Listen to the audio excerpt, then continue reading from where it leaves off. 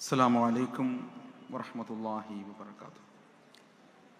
വേദിയിലിരിക്കുന്ന മഹാപണ്ഡിതന്മാരെ, വിശിഷ്ട വ്യക്തികളെ, രാഷ്ട്രീയ നേതാക്കളെ, കോഴിക്കോടിൻ്റെ ഊർജ്ജസ്വലമായ പുരുഷാരങ്ങളെ, പ്രിയപ്പെട്ട പ്രവർത്തകരെ, എല്ലാവരെയും ഞാൻ ഹൃദയപൂർവ്വം അഭിവാദ്യം ചെയ്തുകൊള്ളുന്നു. കോഴിക്കോടിൻ്റെ സാഹിത്യ നഗരത്തിലേക്ക് എത്തിച്ചേർന്ന ഈ മഹത്തായ കേരളയാത്രയെ അഭിവാദ്യം ചെയ്യാനായി ഇവിടെ എത്തിച്ചേർന്ന മുഴുവൻ പേരും നിരവധിയായ പ്രഭാഷണങ്ങളിലൂടെ ഈ വിഷയത്തിൻ്റെ വിവിധ തലങ്ങൾ ചർച്ച ചെയ്തു കഴിഞ്ഞിട്ടുണ്ട്. സാഹിത്യ നഗരം എന്നത് ഒരു കാരണവശാലും ഒറ്റയടിക്ക് ലഭ്യമാകുന്ന ഒരു പദവിയാണ് എന്ന് നമ്മൾ കരുതരുത്. വളരെ മുമ്പേയുള്ള എഴുത്തുകാരുടെ, ദീർഘകാലമായി സാഹിത്യ സപര്യ നടത്തിയ മനുഷ്യരുടെ ചരിത്രത്തിൽ നിന്നാണ്, അവരുയർത്തിപ്പിടിച്ച മൂല്യങ്ങളിൽ നിന്നാണ് സാഹിത്യ നഗരം എന്ന പദവി ലഭിക്കുന്നത്. ഈ നാടിൻ്റെ ക്ഷമ, ഈ നാടിൻ്റെ മനുഷ്യസ്നേഹം, അനീതിയോടുള്ള കലഹം, നീതിയോടുള്ള ഇഷ്ടം, സമര പാരമ്പര്യം, ഇതെല്ലാം ഉയർത്തിപ്പിടിച്ചുകൊണ്ട് എഴുതിയപ്പോഴാണ് ഈ നഗരം സാഹിത്യ നഗരമായി മാറിയത്. നിരവധിയായ എഴുത്തുകാർ, ഇന്ന് നമ്മൾ ആഘോഷിക്കപ്പെടുന്ന വൈക്കം മുഹമ്മദ് ബഷീർ അടക്കമുള്ള എഴുത്തുകാർ ഈ നാടിൻ്റെ സവിശേഷതയിലേക്ക് വന്നു ചേർന്നവരാണ്. അതുകൊണ്ട് സാഹിത്യ നഗരത്തിൽ ഇരിക്കുമ്പോൾ ആ മൂല്യങ്ങൾ നമുക്ക് നഷ്ടപ്പെട്ടു പോകുന്നുണ്ടോ, ആ മൂല്യങ്ങളെ ഈ നഗരം ഉയർത്തിപ്പിടിക്കുന്നുണ്ടോ എന്ന ചോദ്യമാണ് ഉന്നയിക്കേണ്ടത് എന്നെനിക്ക് തോന്നുന്നു. സാഹിത്യ നഗരം എന്ന ഈ പേര് ഉയർത്തിപ്പിടിക്കേണ്ടത് നമ്മൾ ഓരോരുത്തരുമാണ്. മനുഷ്യരോട് ഏറ്റവും നല്ല നിലയിൽ പെരുമാറുകയും മനുഷ്യരുടെ അന്തസ്സ് ഉയർത്തിപ്പിടിക്കുകയും ഓരോ മനുഷ്യനോടും ചിരിക്കാനും, ചിരിച്ചു കഴിഞ്ഞ് സംസാരിച്ചു തുടങ്ങുമ്പോൾ അവൻ നമ്മോട് ചിരിക്കുന്നതിൽ ഒരു വേദനയുടെ കലർപ്പുണ്ടെങ്കിൽ എന്താണ് നിന്റെ വേദനയെന്ന് ചോദിക്കാനും കഴിയുന്നതാണ് ഏറ്റവും നല്ല കവിത എന്ന് ഞാൻ വിചാരിക്കുന്നു. ആ കവിതയായി നമുക്ക് മാറാൻ കഴിയുമ്പോഴാണ് സാഹിത്യ നഗരം എന്ന പദവി ഉത്കൃഷ്ടമായി തീരുന്നത്. നമ്മുടെ സർക്കാർ, നമ്മുടെ സംവിധാനങ്ങൾ, നമ്മുടെ സാമൂഹിക മേഖല ഈ നഗരത്തിന് ഈ പദവി ലഭിച്ചതിനെ അവിടെ നിർത്തരുത് എന്നാണ് നമുക്ക് പറയാനുള്ളത്. സാഹിത്യത്തിൻ്റെ വിവിധ രൂപങ്ങളിലൂടെ, പരിഭാഷകളിലൂടെ, ചർച്ചകളിലൂടെ, സംവാദങ്ങളിലൂടെ, ചരിത്രത്തിലുടനീളം നമ്മൾ ആർജിച്ച സാഹിത്യ പാരമ്പര്യത്തെ ഉയർത്തിപ്പിടിക്കണം എന്നാണ് ഈ മഹാസമ്മേളനത്തിന് ആവശ്യപ്പെടാനുള്ളത്. മനുഷ്യർക്കൊപ്പം എന്നത് ഒരിക്കലും ഈ സംഘടനയുടെ പുതിയ മുദ്രാവാക്യമേ അല്ല. ഈ സംഘടനയുടെ അടിത്തറയായ ഇസ്ലാമിക മൂല്യങ്ങളിലുടനീളം മനുഷ്യർക്കൊപ്പം എന്ന ആശയമുണ്ട്. മുത്തുനബി സല്ലല്ലാഹു അലൈഹി വസല്ലം ബിലാൽ റളിയല്ലാഹു അൻഹുവിനെ ഒരാൾ കറുമ്പിയുടെ മകനെ എന്ന് വിളിച്ചപ്പോഴാണ് നിന്നിൽ നിന്ന് ജാഹിലിയ്യത്തിന്റെ അംശം ഒഴിഞ്ഞുപോയില്ലേ എന്ന് ഇച്ചിരി ശകാര രൂപത്തിൽ സംസാരിക്കുന്നത്, ഒരാളുടെ നിറത്തെ ആക്ഷേപിക്കുന്നത് ഇരുണ്ട കാലത്തിന്റെ സൂചനയാണ് എന്ന് പറഞ്ഞ സംസ്കാരത്തിന്റെ പ്രതിനിധികളാണ് ഇവിടെ ഇരിക്കുന്നത്.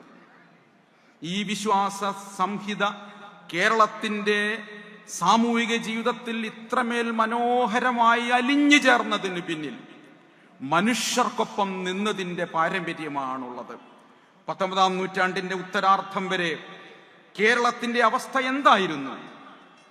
വഴി നടക്കാൻ സാധിക്കാത്തവർ, മാറുമറയ്ക്കാൻ സാധിക്കാത്തവർ, അങ്ങകലെയുള്ള വിഗ്രഹം ഇവിടെ നിന്ന് തൊഴാൻ വിധിക്കപ്പെട്ടവർ, ജാതിയിൽ താഴ്ന്നവരെന്ന് മുദ്ര കുത്തപ്പെട്ട മനുഷ്യന്റെ കുഞ്ഞിന് പഠിക്കാൻ കഴിയാത്ത കാലത്ത് അയ്യങ്കാളി ഒരു കുഞ്ഞിനെ സ്കൂളിൽ കൊണ്ടുചെന്നാക്കി. ജാതിയിൽ താഴ്ന്നവനെന്ന് മുദ്ര കുത്തപ്പെട്ട മനുഷ്യരിൽപ്പെട്ട ഒരു കുഞ്ഞിനെ കൊണ്ടാക്കി. പഞ്ചമി എന്ന കുഞ്ഞിനെ കൊണ്ടാക്കി. അതിന്റെ പിറ്റേ ദിവസം തന്നെ ആ സ്കൂൾ കത്തിച്ചു കളഞ്ഞു. കേരളത്തിൽ ആദ്യത്തെ തൊഴിലാളി സമരം നടന്നിട്ടുള്ളത് കൂലി വർധനവിന് വേണ്ടിയായിരുന്നില്ല, മറിച്ച് പഠിക്കാൻ വേണ്ടിയായിരുന്നു എന്ന് നമ്മൾ തിരിച്ചറിയണം. ഉപ്പ് തരിൻ എന്ന് ഒരു ഷോപ്പിൽ ചെന്ന് പറഞ്ഞ ഒരു മനുഷ്യനെ അടിച്ചു കൊന്നിട്ടുണ്ട്. അയാൾ ജാതിയിൽ താഴ്ന്നവനായി മുദ്ര കുത്തപ്പെട്ടവനാണ് എന്ന കാരണത്താൽ പുളിക്കുന്നത് തരിൻ എന്നേ പറയാൻ പറ്റുമായിരുന്നുള്ളൂ. മനുഷ്യർക്ക് ഭാഷ നിഷേധിച്ചു, മനുഷ്യർക്ക് വഴി നിഷേധിച്ചു, മനുഷ്യർക്ക് വസ്ത്രം നിഷേധിച്ചു, മനുഷ്യർക്ക് അഭിമാനം നിഷേധിച്ചു. അക്കാലത്ത് ഇവിടേക്ക് കടന്നു വന്ന ഇസ്ലാമിക പാരമ്പര്യം, മഖ്ദൂമിയൻ പാരമ്പര്യത്തിനകത്ത് ഇവിടേക്ക് വന്ന മുത്തുനബിയുടെ സന്ദേശവുമായി ഇവിടേക്ക് വന്നവർ ഒരുമിച്ച് നിസ്കരിക്കുന്നത് കാണുന്നു, തൊട്ട് തൊട്ട് നിൽക്കുന്നത് കാണുന്നു. ഇന്ന് നമുക്ക് തൊട്ട് തൊട്ട് നിൽക്കുന്നത് എന്നൊരു വിപ്ലവമല്ല. അന്ന് പക്ഷേ മനുഷ്യരെ അകലം നിശ്ചയിച്ച് മാറ്റി നിർത്തിയിരുന്നൊരു കാലത്ത് അങ്ങനെ തൊട്ട് തൊട്ട് നിൽക്കുന്നത് കണ്ടുകൊണ്ടാണ്, മനുഷ്യരാകാൻ വേണ്ടിയാണ് ആ സമൂഹം ഈ സമൂഹത്തോടൊപ്പം ചേർന്ന് നിന്നിട്ടുള്ളത്. അതുകൊണ്ട് കേരളത്തിലെ മുസ്ലിം സമുദായം ഒരിക്കലും മതപരിവർത്തനത്തിലൂടെ ഉണ്ടായിട്ടുള്ളതല്ല, മതസ്വീകരണത്തിലൂടെ ഉണ്ടായിട്ടുള്ളതാണ്. അതുകൊണ്ട് ഈ പാരമ്പര്യത്തിനകത്തുടനീളം മനുഷ്യരെ മനുഷ്യരായി കാണുക എന്ന സന്ദേശം ഉൾച്ചേർന്നിരിക്കുന്നു. അതുകൊണ്ടാണ് 3 കേരള യാത്രയുടെയും മുദ്രാവാക്യം മനുഷ്യത്വവുമായി ബന്ധപ്പെട്ട് നിൽക്കുന്നത്. ഇവിടെ ഈ മഞ്ഞ ഡ്രസ് ഇട്ടിട്ട് നിങ്ങൾക്ക് സാന്ത്വനം പ്രവർത്തകരെ കാണാം. സാന്ത്വനം പ്രവർത്തകർ അവർ ജീവിതത്തിലുടനീളം ഒരു സമ്മോഹനവുമായി ഇരിപ്പിടവുമില്ലാതെയും വലിയ നേതൃപദവികളൊന്നുമില്ലാതെയും ഒരു വേദിയും അലങ്കരിക്കാതെയും നിസ്വാർത്ഥമായി മനുഷ്യരെ സേവിച്ചുകൊണ്ടിരിക്കുന്നു. വയനാട്ടിൽ ദുരന്തമുണ്ടായപ്പോൾ നമ്മളൊരു ഹെഡ്ലൈൻ കൊടുത്തു, അത് മണ്ണിലുണ്ട് മനുഷ്യർ എന്നായിരുന്നു. മണ്ണിലുണ്ട് മനുഷ്യർ. മണ്ണിൽ പൂണ്ടുകിടക്കുന്ന മനുഷ്യരെയും അവരെ രക്ഷിക്കാനായി മണ്ണിന് മുകളിൽ നിസ്വാർത്ഥമായി പ്രവർത്തിക്കുന്ന ഈ മനുഷ്യരെയും ഓർത്തുകൊണ്ടാണ് മണ്ണിലുണ്ട് മനുഷ്യർ എന്ന മുദ്രാവാക്യം എന്ന ഹെഡ്ലൈൻ നമ്മൾ കൊടുത്തത്. ഉടനീളം മനുഷ്യന്റെ വിദ്യാഭ്യാസത്തിൽ, ആരോഗ്യത്തിൽ എല്ലാം ഈ സംഘടന മനുഷ്യന്റെ അന്തസ്സ് ഉയർത്തിപ്പിടിക്കാനുള്ള പരിശ്രമങ്ങൾ നടത്തിക്കൊണ്ടിരിക്കുകയാണ്. 1986 ഫൈസാബാദ് കോടതി ബാബരി മസ്ജിദിന്റെ താക്കോൽ തുറന്നുകൊടുത്തു പൂജക്കായി. അന്ന് ഇന്ത്യയിലെ മുഴുവൻ മുസ്ലിം നേതാക്കളും പല തലത്തിലുള്ള നേതാക്കളും പിന്നീട് വരുന്ന റിപ്പബ്ലിക് ദിനം ബഹിഷ്കരിക്കണം എന്ന് ആഹ്വാനം ചെയ്തു.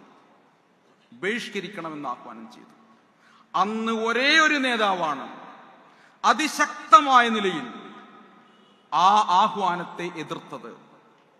റിപ്പബ്ലിക് ദിനം ഇന്ത്യയുടെ ഭരണഘടനയുടെ ഓർമ്മ ദിവസമാണ്. ഇന്ത്യയുടെ ഭരണഘടന ഉയർത്തിപ്പിടിക്കുന്ന, ദേശീയത ഉയർത്തിപ്പിടിക്കുന്ന, ഇന്ത്യയുടെ ഭരണഘടനയിലെ മൂല്യങ്ങളാണ് നമ്മുടെ ജീവിതത്തെ നിർണയിക്കുന്നതെന്നും ന്യൂനപക്ഷങ്ങളടക്കമുള്ള മനുഷ്യ സമൂഹത്തിന്റെ അവകാശത്തിനായി നിൽക്കുന്നതെന്നും ഉറച്ചു പ്രഖ്യാപിച്ചുകൊണ്ട് റിപ്പബ്ലിക് ദിനം ബഹിഷ്കരിക്കുന്നത് തെറ്റാണെന്ന് പറഞ്ഞ നേതാവ് ഇന്നത്തെ ഇന്ത്യൻ ഗ്രാൻഡ് മുഫ്തി സുൽത്താനുൽ ഉലമ കാന്തപുരം ഉസ്താദ് ആയിരുന്നു എന്ന് നമ്മൾ ഓർക്കേണ്ടതാണ്.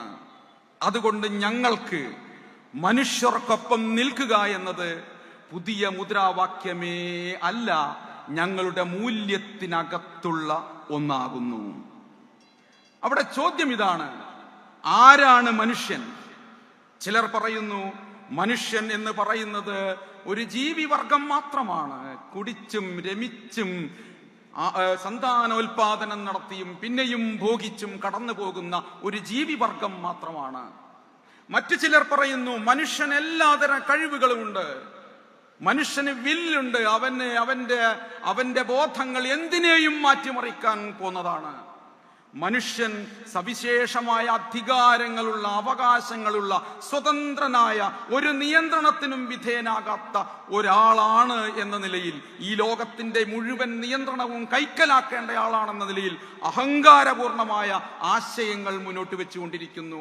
ഒരു നിയന്ത്രണത്തിനും, കുടുംബത്തിനും, സമൂഹത്തിനും, നിയമത്തിനും ഒന്നും ഞങ്ങളെ നിയന്ത്രിക്കാനാകില്ല. വ്യക്തിയുടെ സ്വാതന്ത്ര്യം മാത്രം ഉദ്ഘോഷിക്കുന്ന മറ്റൊരു കൂട്ടർ നിൽക്കുന്നു. എന്നാൽ വിശുദ്ധ മതം പറയുന്നു, മനുഷ്യൻ നിയന്ത്രണങ്ങൾക്ക് വിധേയമാണ്. ഹുദൂദുള്ള, മനുഷ്യന്റെ അതിരുകൾക്ക്, പടച്ചറപ്പിന്റെ അതിരുകൾക്കകത്ത് നിൽക്കേണ്ടവനാണ് മനുഷ്യൻ. പരിമിതികൾ ഉള്ളയാളാണ് മനുഷ്യൻ. സവിശേഷ ബുദ്ധി ഉണ്ടെങ്കിൽ പോലും ലോകത്തിന്റെ ക്രമത്തെ തകർക്കാനുള്ള ഒരു അവകാശവും മനുഷ്യനില്ല. ഈ ലോകത്തെ മുന്നോട്ട് നയിക്കാനുള്ള, ഈ ലോകത്തെ കുറെ കൂടി ആസ്വാദ്യകരമാക്കാനുള്ള, കുറെ കൂടി സമത്വപൂർണമാക്കാനുള്ള, കുറെ കൂടി ശരിയായി നയിക്കാനുള്ള ഉത്തരവാദിത്തമുള്ളയാളാണ് മനുഷ്യൻ എന്ന കാഴ്ചപ്പാടാണ് വിശുദ്ധ മതത്തിനുള്ളത്.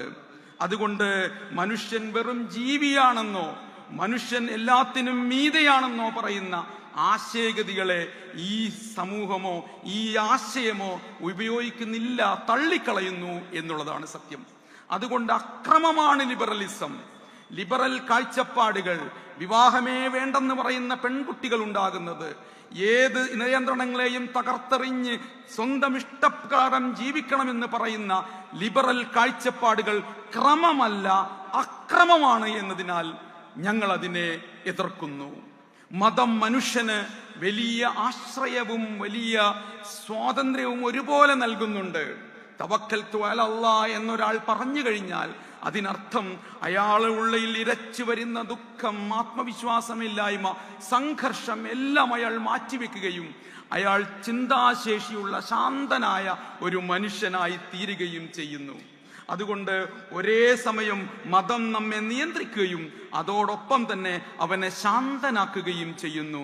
അതുകൊണ്ട് മതങ്ങൾ ചെയ്യുന്നത് മനുഷ്യനെ കുറെ കൂടി സംസ്കാര സമ്പന്നനായ, നിയന്ത്രണങ്ങൾക്കകത്ത് നിൽക്കാൻ കഴിയുന്ന ഒരു വ്യക്തിയാണ് വിഭാവനം ചെയ്യുന്നത് എന്നുകൊണ്ട് മനുഷ്യർക്കൊപ്പം നിൽക്കുക എന്ന് പറഞ്ഞാൽ മതനിരാസത്തിനെതിരായി നിൽക്കുക എന്ന ഒരു കാഴ്ചപ്പാട് കൂടി ഞങ്ങൾ മുന്നോട്ട് വെക്കുന്നു. തീർച്ചയായും മനുഷ്യൻ ഒരു സാമൂഹിക ജീവിയാണ് എന്ന സന്ദേശമാണ് ഞങ്ങൾ വെക്കുന്നത്. ഒരിക്കലും ഒരു വ്യക്തിക്ക് സ്വന്തമായി ഒന്നും ചെയ്യാനാകില്ല. ഞാൻ ഇന്ന് രാവിലെ കഴിച്ച ചപ്പാത്തിയുടെ ഗോതമ്പുണ്ടായിട്ടുള്ളത് ലുധിയാനയിലെ ഒരു വയലിൽ ഒരു അച്ഛനും മകനും രാതിരാവിലെ തണുപ്പത്ത് പോയി തേവി നനച്ച ഗോതമ്പിൽ നിന്നാണ് എന്ന ബോധത്തിന്റെ പേരാണ് സാമൂഹിക ബോധം എന്ന് പറയുന്നത്. ഞാനിപ്പോൾ സംസാരിച്ചു കൊണ്ടിരിക്കുന്നത് മൈക്കുള്ളത് കൊണ്ടോ എന്റെ ശബ്ദമുള്ളത് കൊണ്ടോ അല്ല, നിങ്ങൾ എന്ന സദസ്സുള്ളത് കൊണ്ട് മാത്രമാണ് എന്ന ബോധത്തിന്റെ പേരാണ് സാമൂഹിക ബോധം.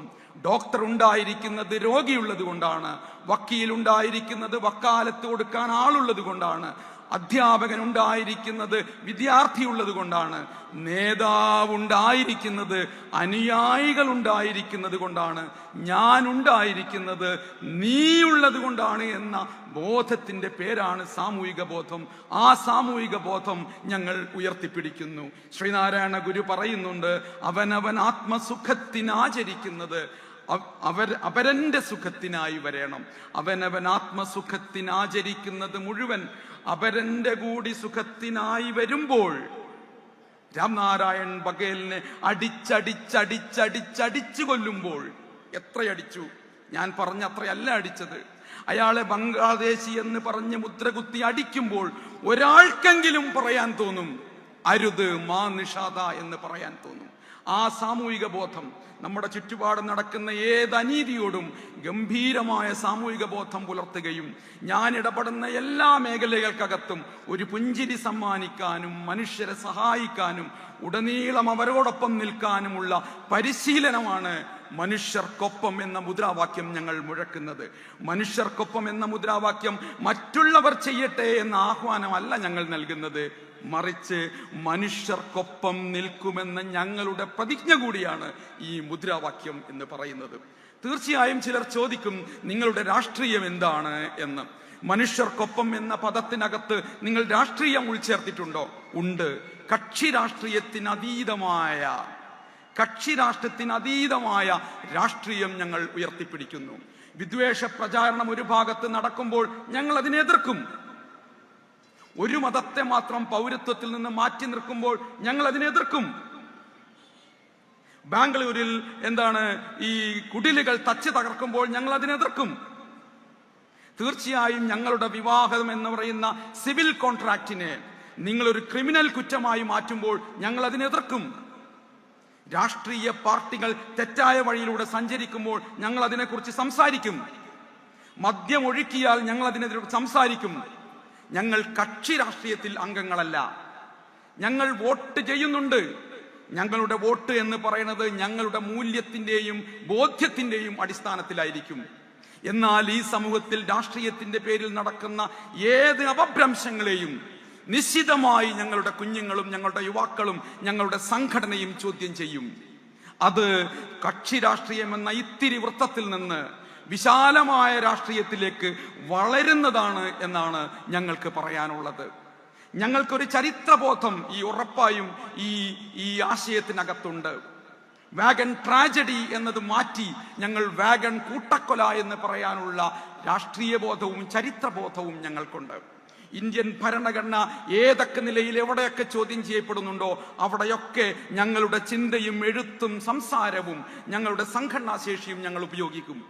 അതുകൊണ്ടാണ് ഭരണഘടനാ മൂല്യങ്ങൾ ഉയർത്തിപ്പിടിക്കാൻ നടക്കുന്ന ഏത് കൂട്ടായ്മക്കകത്തും ഞങ്ങൾ പങ്കെടുക്കുന്നത്. അതുകൊണ്ട് കക്ഷി രാഷ്ട്രീയമില്ല എന്നതുകൊണ്ട് ഞങ്ങൾക്ക് രാഷ്ട്രീയമില്ല എന്നാരും ചിന്തിച്ചു പോകരുത് എന്നാണ് ഞങ്ങൾക്ക് പറയാനുള്ളത്. ഈ രാജ്യത്ത് ഇപ്പോഴും മനുഷ്യൻ എന്ന പ്രതിനിധാനം നഷ്ടപ്പെട്ട് നിരവധി പേർ കഴിയുന്നുണ്ട്. ആർട്ടിക്കിൾ 17 എന്ന് പറയുന്ന വകുപ്പ് ഇന്നും നമ്മുടെ ഭരണഘടനയ്ക്കകത്തുണ്ട്.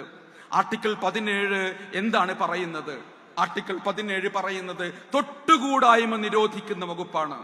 തൊട്ടുകൂടായ്മ നിരോധിക്കുന്ന വകുപ്പ് എടുത്തൊഴിവാക്കാനുള്ള ആത്മവിശ്വാസം ഇന്നും നമ്മുടെ ഭരണ സംവിധാനത്തിന് സാധിച്ചിട്ടില്ല എന്നതിനാൽ മനുഷ്യർക്കൊപ്പം നിൽക്കുക എന്ന് പറയുന്ന ആശയഗതി ഉച്ചത്തിൽ പറയേണ്ട ഘട്ടമാണ് ഇന്നും എന്ന് നമ്മൾ തിരിച്ചറിയണം.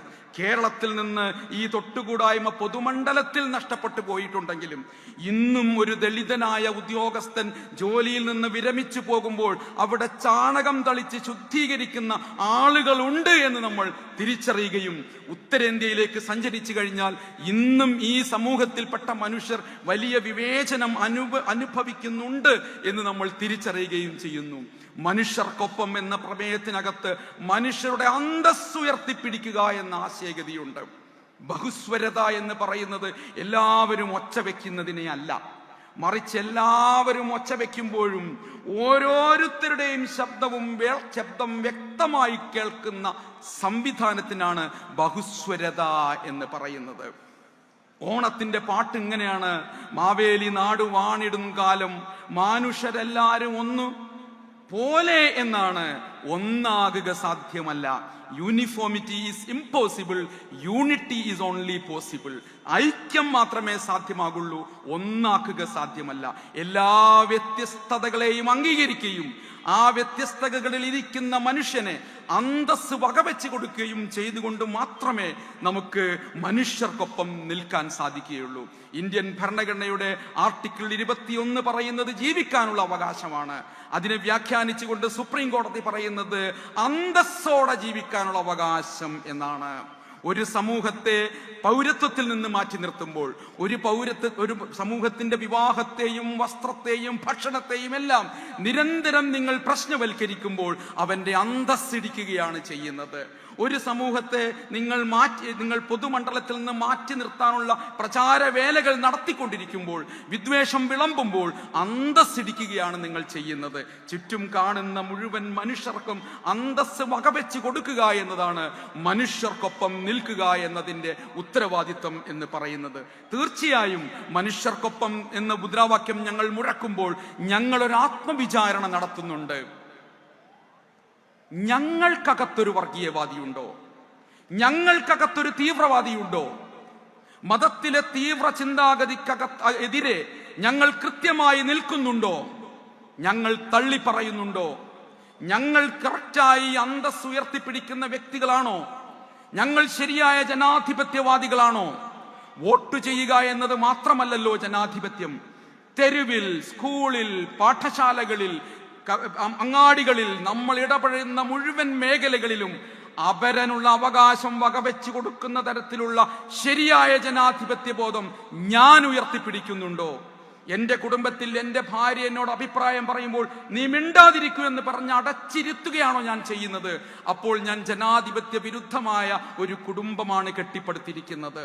എന്റെ തറവാട്ട് സ്വത്ത് പോലെ ഈ പിന്നെ വഴിയിലൂടെ ഞാൻ കാർ ഓടിക്കുകയാണെങ്കിൽ ഞാൻ ജനാധിപത്യ വിരുദ്ധമായ ഒരു റോഡിനെയാണ് സങ്കല്പിച്ചിരിക്കുന്നത്.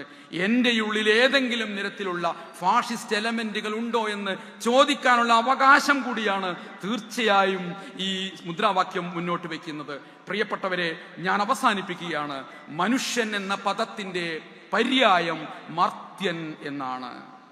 മർത്യൻ എന്ന് പറയുന്നതിന്റെ അർത്ഥം മൃത്യുള്ളവൻ എന്നാണ്. ഞാൻ ഈ സംസാരിക്കുന്ന നിമിഷം, അടുത്ത നിമിഷം ഞാൻ ഉണ്ടാകുമെന്ന് എന്താണ് ഉറപ്പ്? മനുഷ്യൻ എന്ന ഞാൻ ഏത് നിമിഷവും മരണത്തിന്റെ കടലെടുത്തു പോകാവുന്ന ഒരു തുരുത്തിലാണ് കഴിയുന്നത് എന്ന ബോധം എനിക്കുണ്ട്. മനുഷ്യൻ എന്ന പദത്തിന്റെ പര്യായം മർത്യനായിരിക്കുവോളം നമുക്ക് എവിടെയാണ് ദ്വേഷിക്കാൻ സമയം? നമുക്കെവിടെയാണ് ആളുകളെ അകറ്റി നിർത്താൻ സമയം? നമുക്കെങ്ങനെയാണ് മറ്റൊരു മനുഷ്യന്റെ അന്തസ്സിടിക്കാൻ സാധിക്കുന്നത്? അതുകൊണ്ട് പ്രിയപ്പെട്ടവരെ, മുഴുവൻ മനുഷ്യരുടെയും അന്തസ് ഉയർത്തിപ്പിടിക്കുന്ന, ആരോഗ്യമുള്ള, ശരിയായ വിദ്യാഭ്യാസമുള്ള, ശരിയായ ചരിത്രബോധമുള്ള, ശരിയായ രാഷ്ട്രീയ ബോധമുള്ള മനുഷ്യരാകാൻ നമുക്ക് എല്ലാവർക്കും സാധിക്കട്ടെ എന്ന് മാത്രം ആവശ്യപ്പെട്ടുകൊണ്ട് എനിക്ക് വേണ്ടിയും ഞങ്ങളുടെ സംഘടനയ്ക്ക് വേണ്ടിയും ഞങ്ങളുടെ നേതാക്കൾക്ക് വേണ്ടിയും ഞങ്ങളുടെ പത്രത്തിന് വേണ്ടിയും ഒക്കെ നിങ്ങളുടെ പ്രാർത്ഥനയും പിന്തുണയും ഉണ്ടാകണമെന്ന് മാത്രം ആവശ്യപ്പെട്ടുകൊണ്ട് നിർത്തട്ടെ. അഭിവാദ്യങ്ങൾ. അസ്സലാമു അലൈക്കും.